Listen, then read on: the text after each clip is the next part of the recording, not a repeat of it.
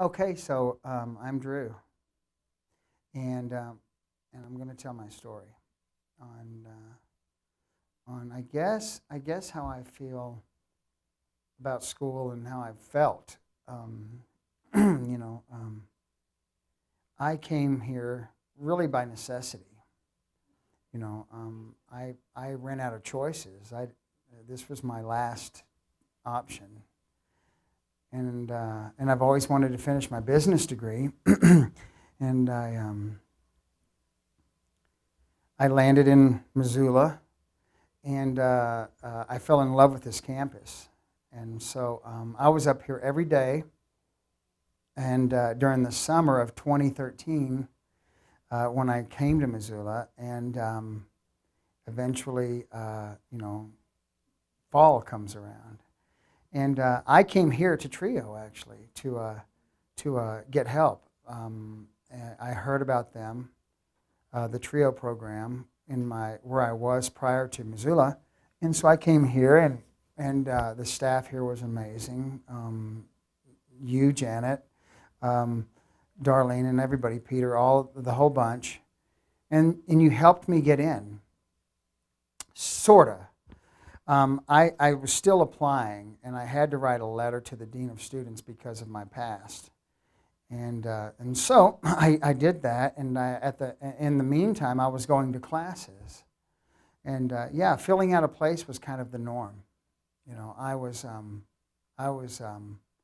50 years old, divorced. My kids were in Seattle. I was here alone. I didn't know anybody in this town, no one, and and so but I had in my own mind been accepted, yet I wasn't at the University of Montana.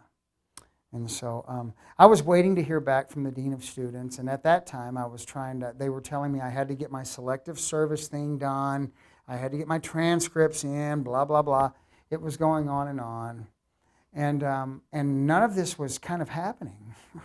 It was all like back burner. I was trying to make it happen. And I remember when I got my selective service, riding my bike across town in 30 minutes.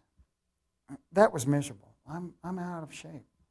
But I rode my bike across town, met with the military people over there, and I had to fill out the paperwork, and this didn't happen, and that didn't happen. And I get a letter back from the dean of students telling me I'm not accepted.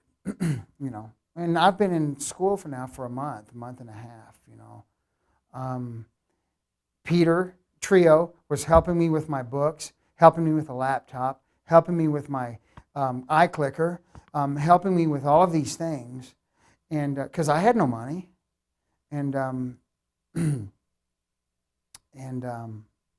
yeah, it was pretty devastating when I got that letter back. I was floored. Well, Susan Reinhardt with TRiO said we're not accepting that, and we wrote another letter and sent it back to the dean of students again, saying, this is not acceptable. We're not going to stand. We want to be accepted. I don't know what she said. I got the letter somewhere. But in the meantime, I got my selective service thing. That kind of came through finally. That was a blessing for me. And then my transcripts all came in, and I'm still going to class. Feeling real out of place. I was feeling whether this was not going to happen, or why I'm wasting my time. I need to go ahead and just figure something else out. But again, I had a passion for this campus, and I had a love for. I want my degree. I've always wanted my degree, and I wanted it for my children as well as myself. And so, moving forward, I was. I remember the day that it's an emotional moment for me actually, because I remember the day I was sitting at a picnic table down by the wreck over there by the river on campus here, and I was playing my guitar because I'm a musician, and and I got a call from the dean of students, you know, and she had said to me that I was accepted in the University of Montana. That's tough. This is tough to kind of refresh myself on this because it was a moment that I'll never forget. Um, it was a directional change in my life. It was a momentum thing for me, and I kind of the world stopped turning for a minute, and then I remember playing a few songs that I store in my pocket, and and yeah, it was quite a time for me. I don't accept all this on my own. I mean, I had such a support, a network of people around me that, and this place has that.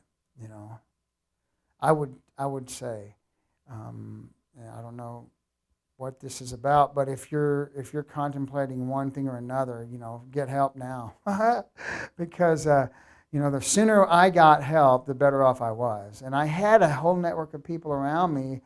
It was just getting honest with myself and with them, and saying that what, I can't do this on my own, but I can do this with the people and the support and the network around me. So that's really kind of how I fell into the University of Montana, and it wasn't my own efforts. It was the efforts of a full-fledged network of people that helped me get to where I'm at. Where I'm at, I'm a junior. I still have a couple years going. But I'll be a bad son of a gun when I get out of here. So that's what I got. Thanks.